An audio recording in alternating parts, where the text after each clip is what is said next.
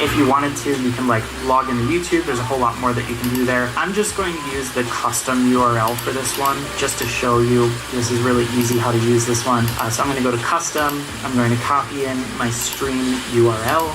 I'm going to copy in my stream key and then hit OK, and I am ready to start streaming. So I will hit start streaming, and it might take a minute before it hits YouTube, but you'll see it pop up on YouTube's page. It's telling me that I have an excellent connection, and now it's loaded my video feed, so you can see. And if you're looking over here at the YouTube preview, it's not going to be identical to this window right here in OBS because it's on just a slight delay. But this is just already live and good to go.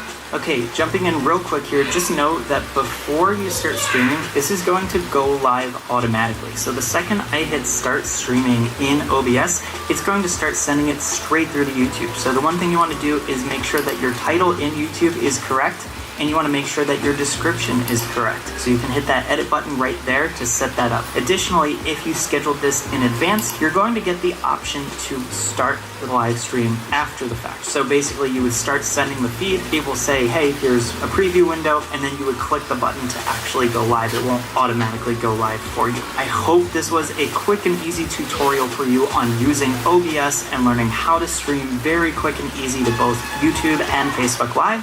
I will see you next time.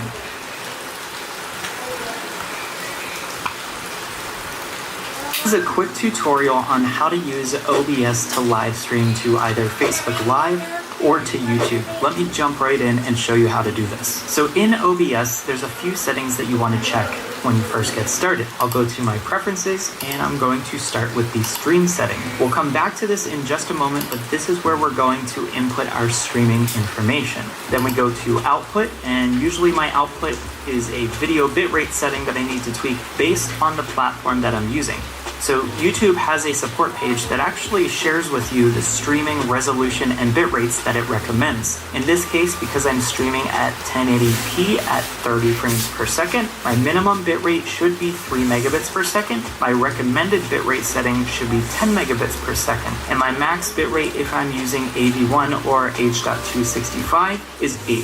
So since I'm using H.264, I'm going to stream at 10 megabits per second. Now, before you set that to 10 megabits per second, you need to double check using speedtest.net to make sure that your internet connection is powerful enough to give you 10 megabits per second upload. And that means that if you're hitting 9, you don't have enough. You need to lower that number. That also means if you're hitting like 12 or 13, you should probably go closer to 7 or 8 megabits per second. So I've got 238 here. I'm going to be perfectly okay. So that's why I'm going to set my video bitrate to 10,000 kilobits per second, equating to 10 megabits per second. I'm going to leave my audio bitrate at 160, but of course you want to check your platform specs. So in YouTube, we've got some specs here that they've provided for us, and if you've got 128 kilobits per second, that's what they're going to recommend. So I will jump to 128 so that we satisfy the recommendations on YouTube. Now there are multiple types of video encoders. I don't want to get too far into the weeds here. You can use a hardware or a software-based encoder. Since I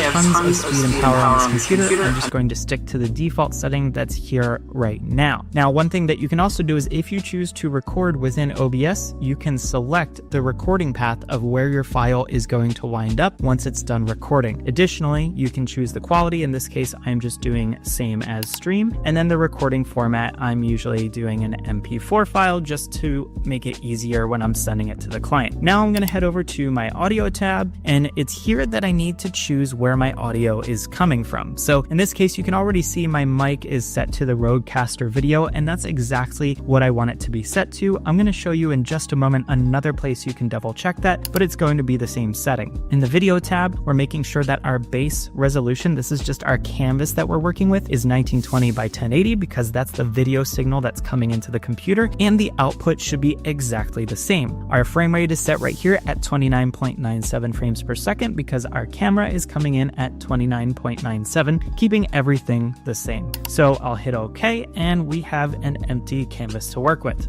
You can see my audio levels are bouncing up and down. That's because the audio was already set to the proper device, but you can double check it by right-clicking on this, and you can go to Properties, and then you can change this to Rodecaster, at least in my case, but yours will be whatever is feeding audio into the computer. It might be an ATEM switcher, it might be another device. Then I need to add a source to this scene. So all of this is within this one scene. I'm going to hit the plus sign down here. Video capture device is what I want to add. I'm going to hit OK, and the device we will choose is the Rodecaster Video, since that's where my video signal is coming into the computer. The Rodecaster Video has a USB-C output that's connected to my Mac, and that's how it's hitting the computer. And with this preset, I'm going to change it from high to 1920 by 1080, just because that's what we're doing in this live stream. So 1920 by 1080 is the signal coming into it, so I don't want to change anything from what the signal already is, and hit OK. This is our canvas. One thing you may want to double check when you first get started is if this isn't fully aligned with your canvas. See how I have some extra black space here? You might want to right click on this video, go to transform, and then within transform there's a fit to screen option, just to make sure that everything is fit on your canvas. In a worst case scenario, for whatever reason, if you had to zoom in, you can make this larger than your canvas, but you'll see these striped images here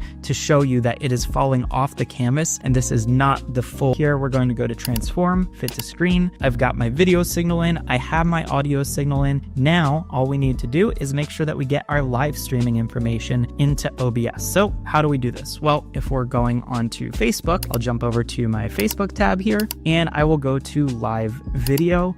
Make sure that you have admin privileges for the page. You can't just go live on some stranger's page. And then here I have two options. I can either go live immediately, or I can create an event in advance. I'm just going to show you for these purposes how to go live immediately. So I'm going to create